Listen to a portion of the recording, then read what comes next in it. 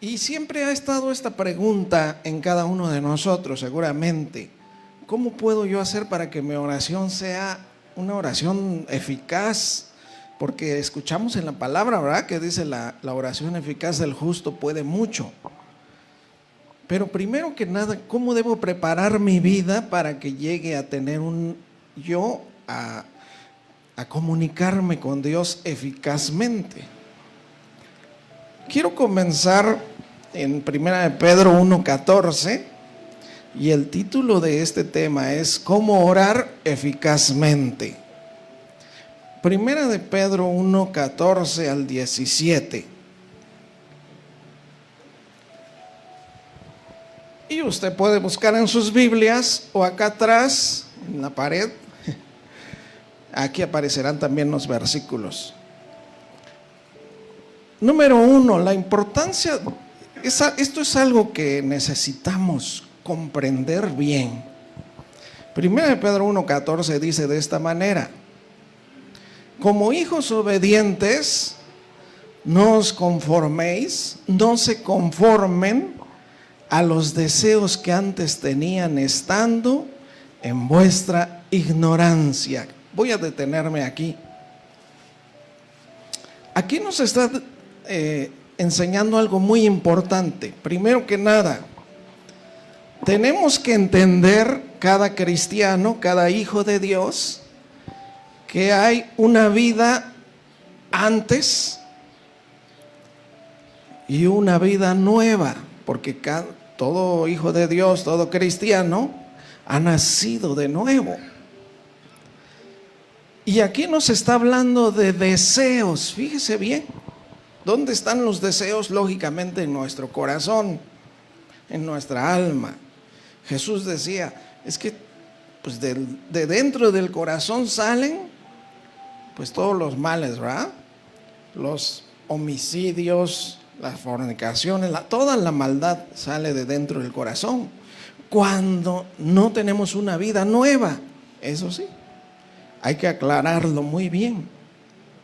Entonces nosotros teníamos antes deseos, dice aquí, cuando estábamos en nuestra ignorancia.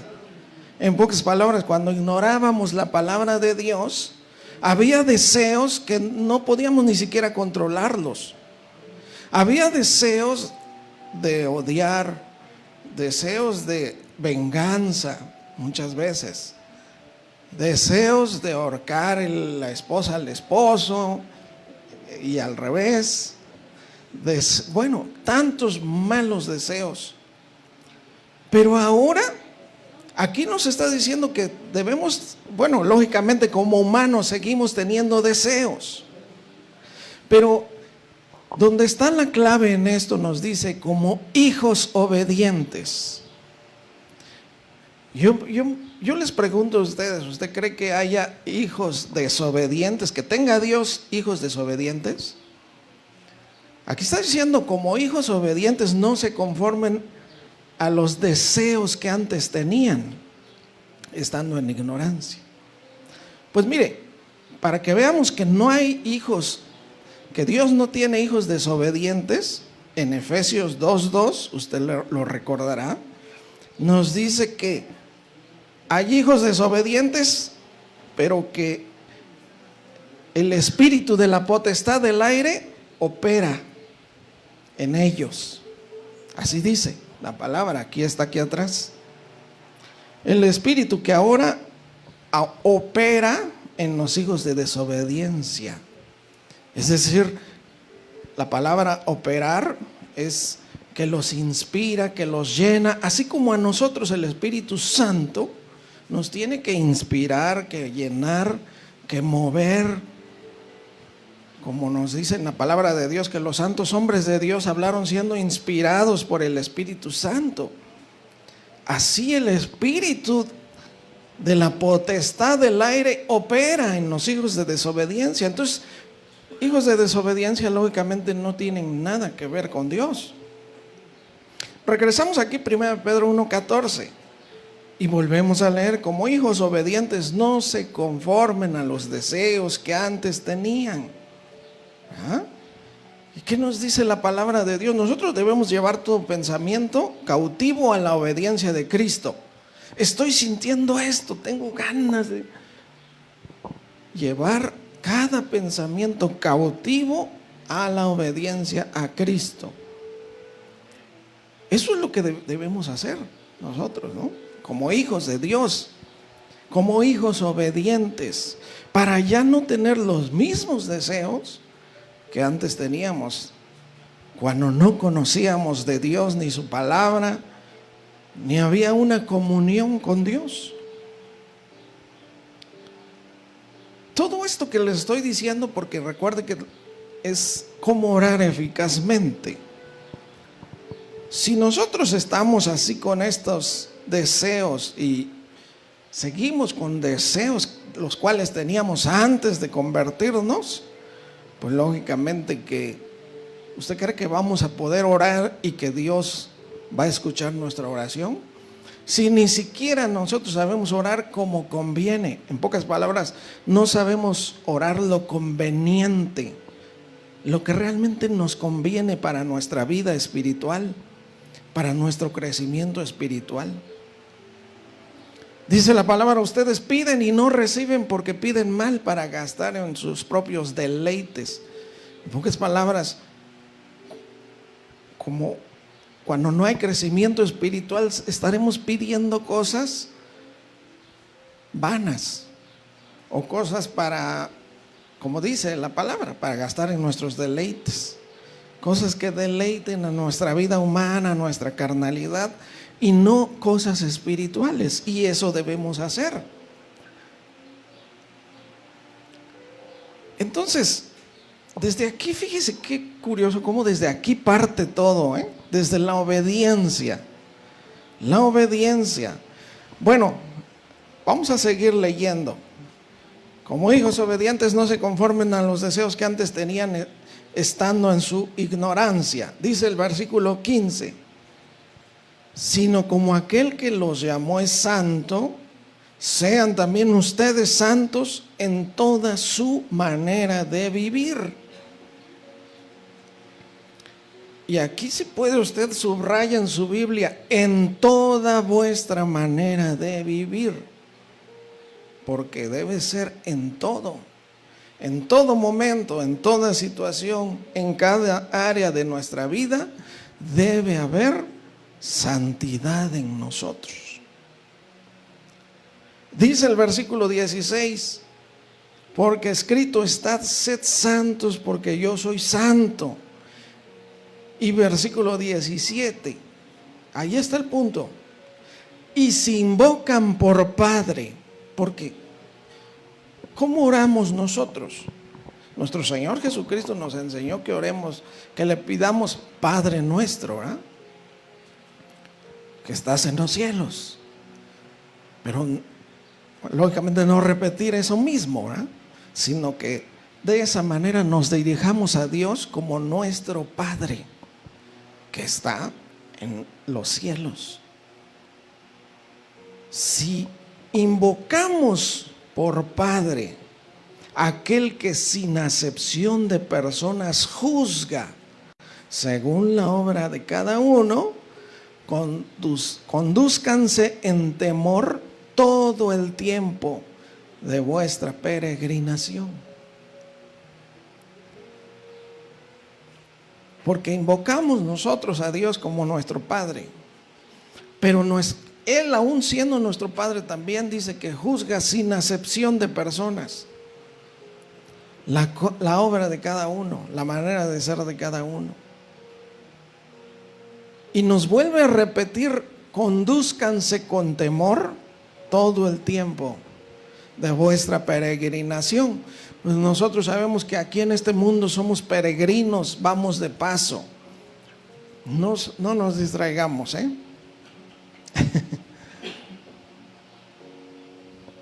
Entonces, estos principios son muy importantes. La obediencia, la santidad, invocar a nuestro Padre, pero conducirnos con temor de Dios, temor a no fallarle, temor, reverencia y respeto, a eso se refiere, ¿verdad? Porque mire, ahí mismo, 1 Pedro capítulo 3, versículo 12. 1 Pedro 3, 12 y 13 dice así: porque los ojos del Señor están sobre los justos. Aquí la palabra de Dios sí nos da, nos enseña que sí hay una manera en la que Dios, pues sí, tiene preferencia. Los ojos del Señor están sobre los justos y sus oídos están atentos a sus oraciones. Pero el rostro del Señor está contra aquellos que hacen el mal. Y aquí está demasiado claro, ya ni se necesita explicar más. Si usted se ha preguntado por qué Dios no escucha mi oración, o por qué oro y no pasa nada,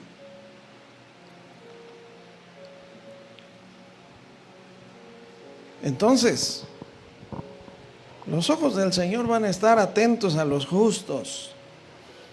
Y como veíamos ahorita, nosotros queremos ser justos. Bueno, por nosotros mismos no podemos ser justos. Jesucristo, Él es el justo y el que justifica al que es de la fe de Jesús, dice la palabra. Que nosotros estamos justificados por la fe en nuestro Señor Jesucristo y tenemos paz para con Dios. Pero nosotros, siguiendo, ya Cristo nos hizo justos. Ahora nosotros seguimos en obediencia, en temor de Dios. Nos conducimos en temor todo el tiempo de nuestra peregrinación. Somos santos en toda nuestra manera de vivir. Entonces sí es posible esto. Los ojos del Señor están sobre los justos y sus oídos atentos a sus oraciones. Porque mire, ¿qué dice Primera de Timoteo 2, 8? Busquemos en nuestras Biblias, o acá atrás también se ponen los versículos. Primera de Timoteo 2, 8 dice: quiero pues que los hombres oren en todo lugar, levantando manos santas, sin ira ni contienda. Esa es la oración. Ahí Dios sí va a escuchar la oración, mire, hermano, hermana. Y bueno, aquí cuando dice hombres, también habla de las mujeres, está hablando en general. No se preocupe usted si es mujer y dice, no, pues no, con razón no me escucha el Señor. No es por eso. Gracias. Quiero pues que todos los hombres, todo cristiano, levanten, oren en todo lugar, levantando manos santas. Y mire, ¿usted cree que a Dios lo podemos engañar? Y la palabra dice, no erréis. Dios no puede ser burlado. Todo lo que el hombre sembrare, eso cosechará, ¿verdad? Entonces Dios sabe si nosotros cuando nos dirigimos a Él estamos en santidad o no estamos en santidad. Ahí mismo, mire, pero 2 de Timoteo 2:19, fíjese lo que dice, 2 de Timoteo 2:19 dice: pero el fundamento de Dios está firme teniendo este sello: conoce el Señor a los que son suyos y apártese de iniquidad, de maldad, todo aquel que invoca el nombre de Cristo. Porque cuando estamos en oración, nosotros invocamos el nombre de Cristo. Apártese de maldad, iniquidad, todo aquel que invoca el nombre de Cristo. Eso tenemos que hacer nosotros. Primero, nos decía, quiero que pues que todos los hombres en todo lugar oren, levantando manos santas. manos limpias cuando le pidamos a Dios algo.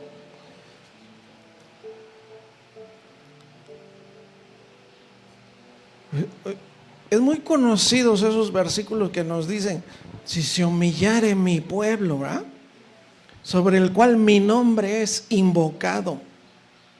Es que debemos entender y tener muy en claro que nosotros cuando oramos estamos invocando el nombre del Señor. Segunda de Crónicas 7:14, ¿verdad?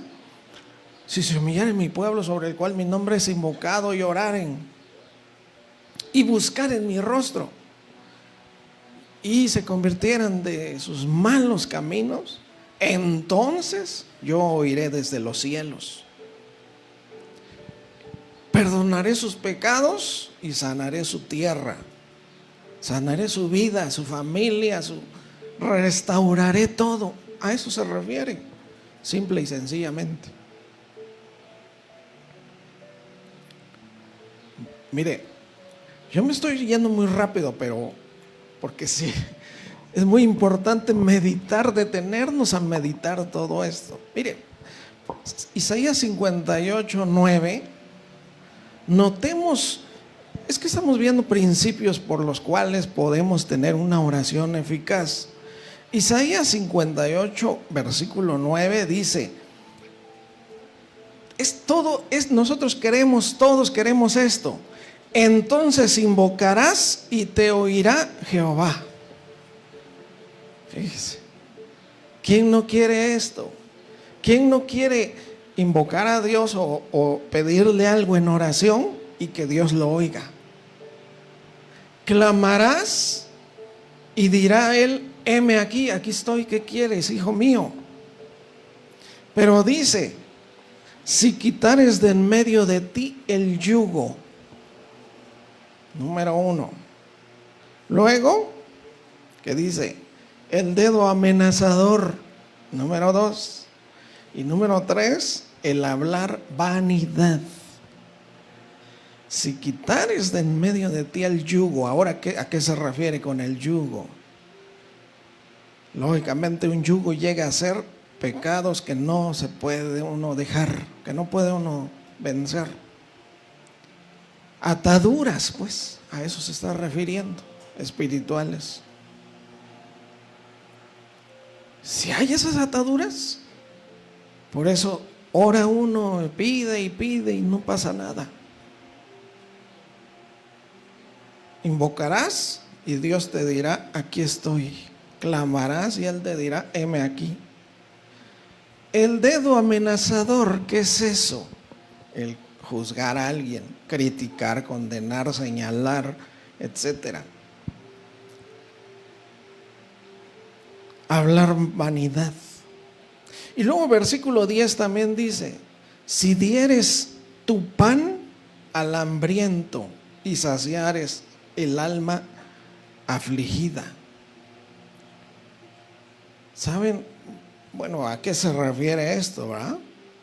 Si dieres tu pan. ¿Cuál es el pan de los hijos?, decía Jesús. Jesús decía: no es bueno dar el pan de los hijos a los perrillos. Usted recordará esas lecturas, si las ha leído. Si dieres tu pan, lo que Dios ya te dio, salvación.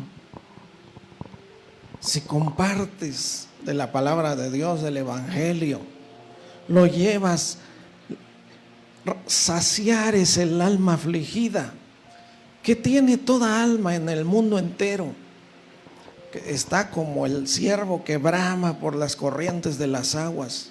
Así está el alma, ¿verdad?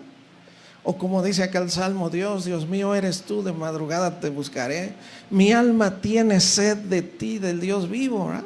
En tierra seca y árida, donde no hay aguas. Vivimos en un mundo donde nuestra alma no se puede saciar. Pero si nosotros saciáremos el alma afligida, ¿cómo podemos hacer esto? Jesús, cuando habló con la samaritana, ¿qué le dijo? Si supieras con quién estás hablando, tú serías la que me pediría mi agua y yo te daría agua de vida. El agua que yo te daré será en ti una fuente que brote para vida eterna. Está hablando de la palabra de Dios. Saciamos almas afligidas cuando les llevamos palabra de Dios. Y entonces sí dice, después, aquí versículo 10, en las tinieblas nacerá tu luz, tu oscuridad será como el mediodía. Versículo 11, Jehová te pastoreará siempre, y en las sequías saciará tu alma. ¿Cuáles son las sequías? Momentos en que nosotros pasamos momentos difíciles también. En la sequía saciará tu alma, dará vigor a tus huesos. Serás como huerto de riego y como manantial de aguas, cuyas aguas nunca faltan, ¿verdad? Todo eso llega a pasar cuando nosotros, pues, lógicamente, si volviéramos al principio, a leer otra vez, como hijos obedientes, no se conformen a los deseos. No vivan siendo iguales que cuando no conocían la palabra de Dios.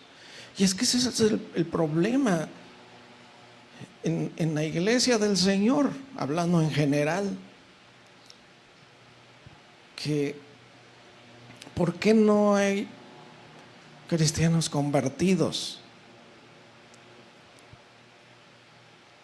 Y es muy difícil responder también esa pregunta. Pero nosotros, ¿qué debemos estar haciendo? Eso sí debemos estar haciendo. Mire, Hebreos 3:13. Esto es lo que debemos estar haciendo siempre. Hebreos 3:13, que dice: antes, exhortaos los unos a los otros cada día, entre tanto que se dice hoy, para que ninguno de ustedes se endurezca por el engaño del pecado. Y nos dice que realmente el pecado es un engaño, porque es un aparente, pues, aparentemente produce placer, pero es un placer engañoso, dura muy poco tiempo y destruye, conduce a la muerte, hay destrucción en esta vida, destrucción eterna, destrucción en las familias, destrucción en todos lados. ¿Qué debemos hacer para que no haya endurecimiento en los corazones por el engaño del pecado? Exhortar que los unos a los otros. Aquí está hablando ya de todos, ¿eh?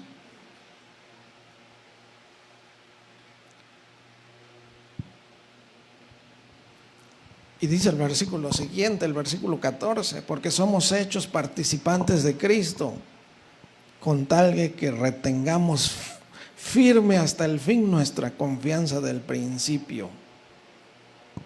Y el versículo 15, entre tanto que se dice: si oyereis hoy su voz, no endurezcáis vuestros corazones, como en el día de la provocación. Fíjese qué importante es esto. Porque si llega a ver que alguien que, aunque escuche la palabra, endurece su corazón, no recibe la palabra. O como dijo el Señor Jesús en la parábola del sembrador: cae la semilla, viene al corazón, dice, pero las aves llegan y se las comen.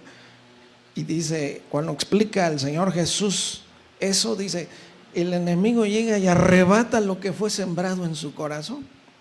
Eso puede hacer el enemigo, y sí lo hace. Puede ser que más tarde, a lo largo de esta semana, se olvida la palabra de Dios y viene otra vez ese endurecimiento. Por eso es cada día exhortarnos los unos a los otros, ¿ya? Porque aquí nos dice, no endurezcan sus corazones como en el día de la provocación. Fíjese, quiero leerles Nehemías 9:30 y 31.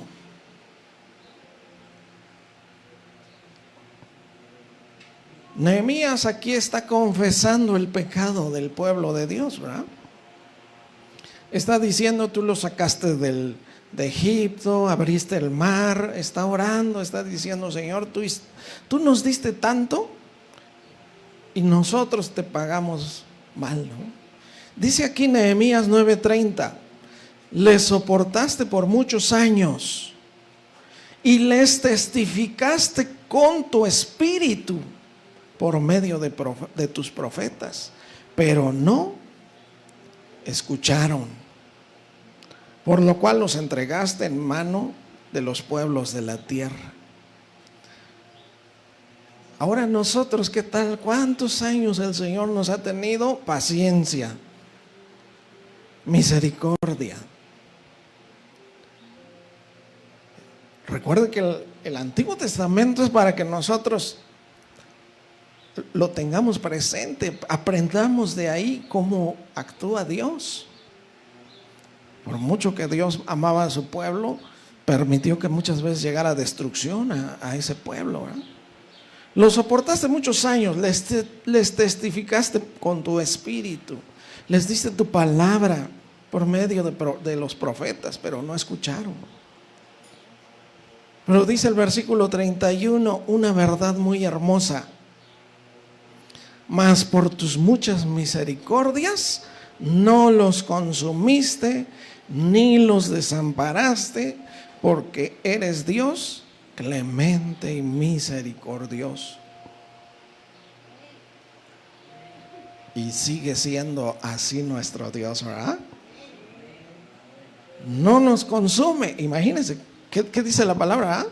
Si Dios nos pagara conforme a nuestras obras, hace tiempo que nos hubiera ya destruido, ¿no? Nos tiene misericordia, paciencia. Sus misericordias se renuevan cada mañana. Su fidelidad. Estamos en un periodo, una dispensación, un tiempo de gracia en la cual disfrutamos del tiempo de gracia nosotros, ¿verdad? Eso es muy hermoso, muy importante.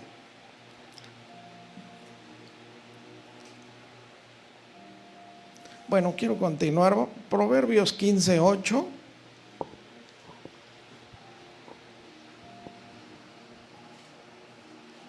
Proverbios 15:8 nada más dice de esta manera: el sacrificio de los impíos es abominación a Jehová, mas la oración de los rectos es su gozo. Podemos hacer muchos sacrificios, ¿verdad? Podríamos hacer muchas cosas todos los días, pero que haya realmente la obediencia, que haya todo en conjunto, para que cuando oremos a Dios le dé gozo. Fíjese qué hermoso, ¿eh? La oración de los rectos es su gozo. Bueno, para finalizar quiero que vayamos a Santiago capítulo 5 versículo 7. Desde ahí leeremos un poquito algunos versículos para orar eficazmente. Santiago 5:7 dice de esta manera: por tanto, hermanos, tened paciencia hasta la venida del Señor. En pocas palabras, nosotros estemos haciendo el bien, estemos en obediencia, pero con paciencia hasta que venga el Señor. No nos cansemos, como dice la palabra, ¿eh? No nos cansemos pues de hacer el bien, porque a su tiempo segaremos, si no desmayamos. Tengamos paciencia hasta que el Señor venga. Miren cómo el labrador espera el precioso fruto de la tierra, aguardando con paciencia hasta que reciba la lluvia temprana y tardía. Ahora dice el versículo 8, tengan también ustedes paciencia y afirmen sus corazones. Eso sí debemos estar ocupados en hacer, afirmando nuestros corazones, porque la venida del Señor está cerca. Que nuestros corazones estén dispuestos a Dios, amando a Dios en primer lugar, ¿verdad? Porque no nos cansamos de repetir, decimos, bueno, el primer mandamiento, amarás al Señor sobre todas las cosas, con todo tu corazón, todas tus fuerzas, toda tu alma. Bueno, ¿ya obedecimos el primer mandamiento o ni siquiera ese? Entonces, afirmar nuestros corazones. Luego dice el versículo 9, fíjese, hermanos, no os quejéis unos contra otros para que no seáis condenados. ¿Habrá cristianos que se quejan el uno del otro? ¿Verdad que no, verdad? No hay ningún cristiano que se queja el uno del otro. No se quejen el uno contra otro para que no sean condenados, dice. He aquí el juez está delante de la puerta. Versículo 10, hermanos míos, tomen como ejemplo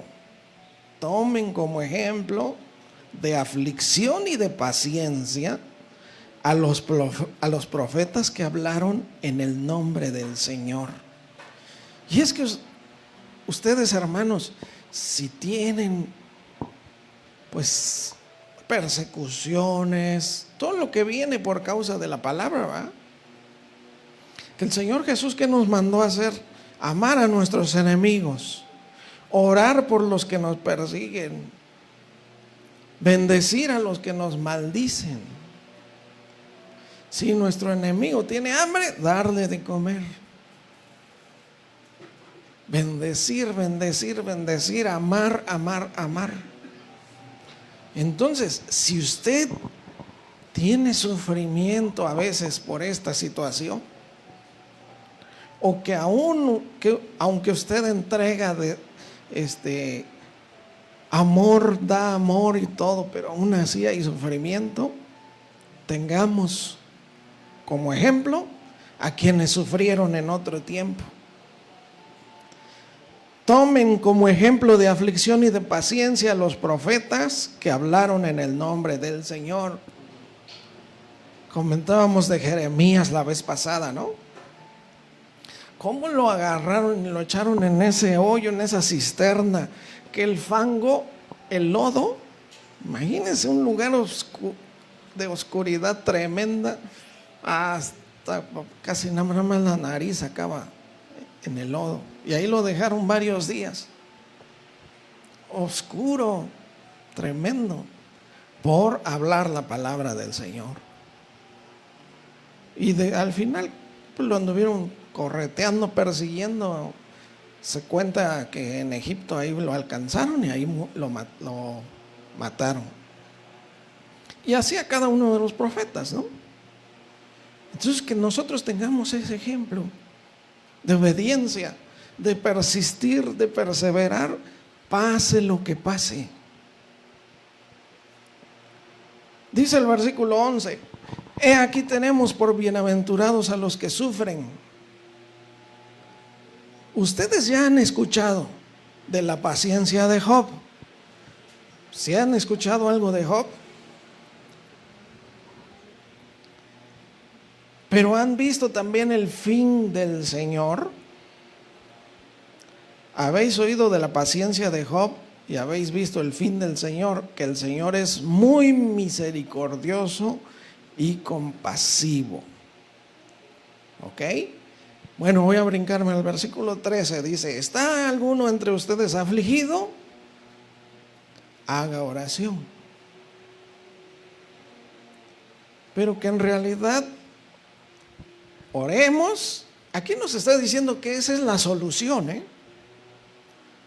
No diga usted, bueno, ya oré, pero sigo todavía afligido. Entonces ahí el problema es que no hay fe, ¿verdad?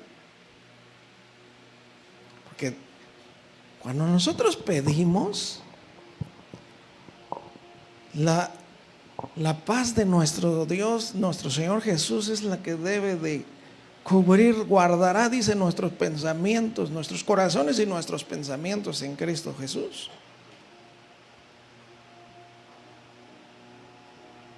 Si está alguno afligido, haga oración. ¿Está alguno alegre?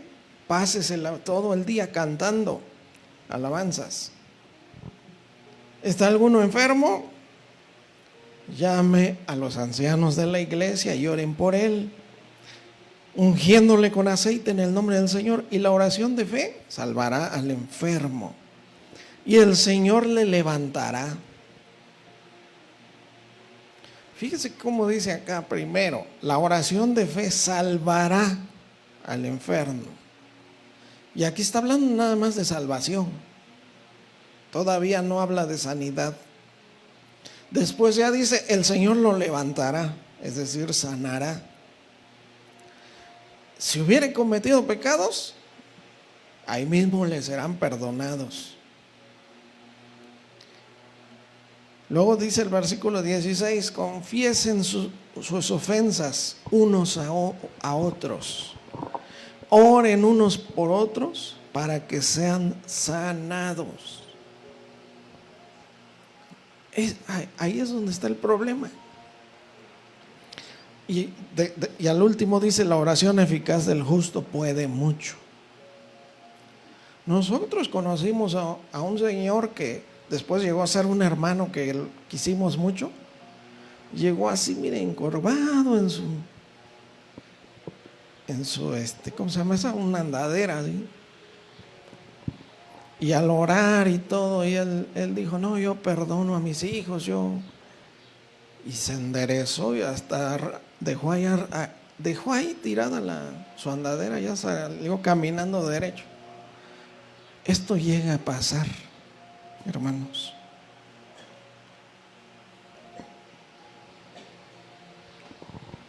Entonces, aquí vemos los puntos primordiales, fundamentales para una oración eficaz. Tenemos que poner mucho de nuestra parte, hay mucho que hacer, eso sí, hermanos. Para empezar, como veíamos, no seguir siendo ni teniendo los deseos que antes teníamos. No ser igual que antes, que haya cambios, que haya frutos en nuestra vida. En todo momento debemos ir creciendo.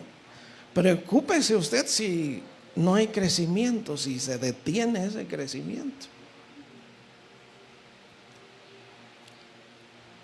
Porque quiero concluir ahora sí.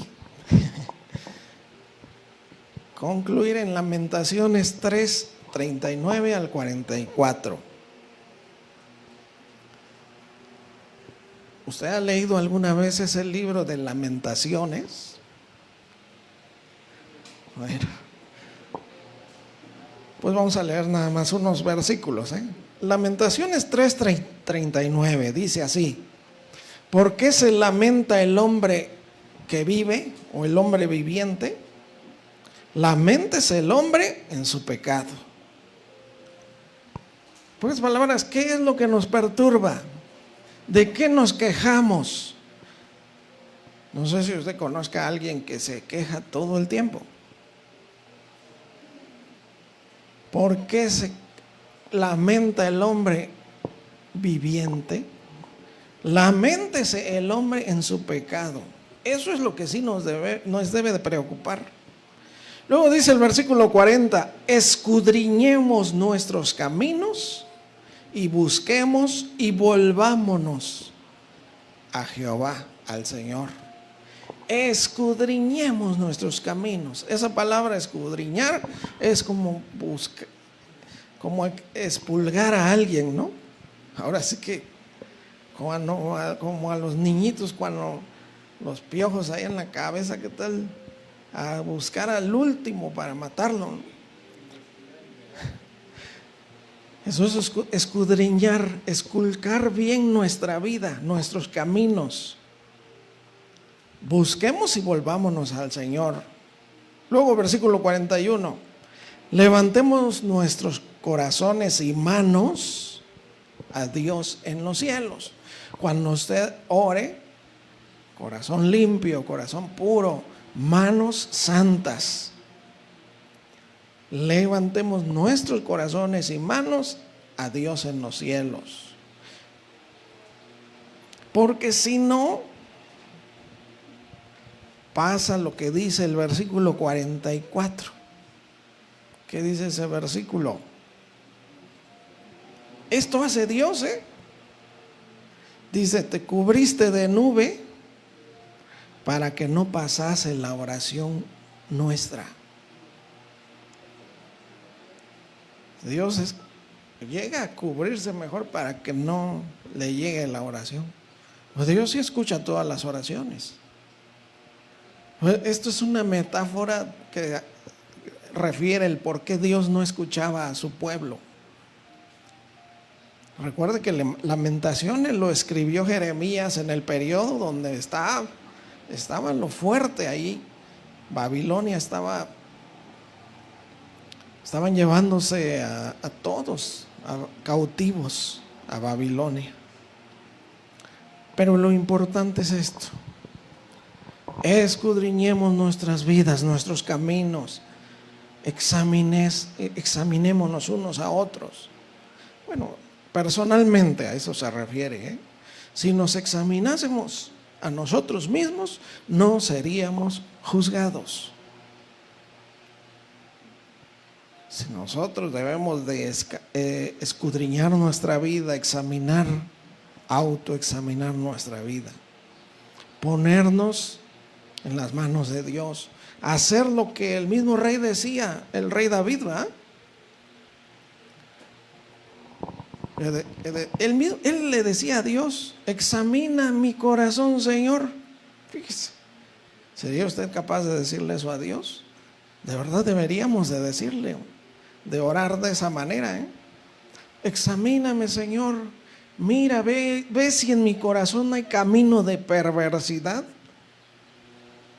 Cámbiame, guíame en el camino eterno. Eso es lo que debemos de hacer todos para retomar una vida de crecimiento y fortaleza espiritual. Amén. Vamos a orar para finalizar y darle gracias a Dios por su palabra. Gracias, bendito nuestro Dios todopoderoso. Gracias por tu palabra, es clara, contundente. Nos enseña firmemente la importancia de una vida de obediencia, de santidad, de integridad, para que oremos en todo lugar levantando manos santas, sin ira, sin contienda, porque a ti te agrada esto, Señor. Ayúdanos, por lo tanto, Señor. Ayuda a tu iglesia, bendícenos. Danos esa sabiduría para saber qué cosas hacer, qué cambios tenemos que hacer, qué debemos corregir. Danos esa luz, esa sabiduría y entendimiento, Señor. Porque sabemos que el tiempo va muy rápido y llegará el día en que nuestro Señor Jesús venga por su iglesia. Iglesia santa, iglesia gloriosa, santa, sin manchas, sin arrugas, sin nada. Una iglesia verdaderamente santa, Señor. Ayúdanos, por lo tanto, pues, a saber escudriñar nuestros caminos, hacer cambios, todo lo necesario para que tú vengas por nosotros, Señor. Y aunque todavía no llegare, Señor, vivir en este mundo de una manera como a ti te agrada, saciando almas afligidas, llevando tu palabra tal como es, Señor, la sana doctrina, tal como es, aunque incomode, aunque sea duro para muchos, Señor, pero que así tenemos que estar. Ayúdanos, Señor, por lo tanto, bendice a tu iglesia, llénanos con tu Santo Espíritu, fortalécenos. Como dice tu palabra, que si están nuestras rodillas ya doblándose, ya cansados, pues dice tu palabra que los que esperan en el Señor tendrán nuevas fuerzas. Ayúdanos, Señor, por favor. Y pues yo pongo en tus preciosas y santas manos a tu iglesia, Señor. Que tú seas bendiciendo, llenando, dando sabiduría, dando tu Espíritu Santo, Señor, para que estemos en santidad, porque ese espíritu que tú nos das es espíritu de poder, amor, dominio propio, para no andar doblegándonos.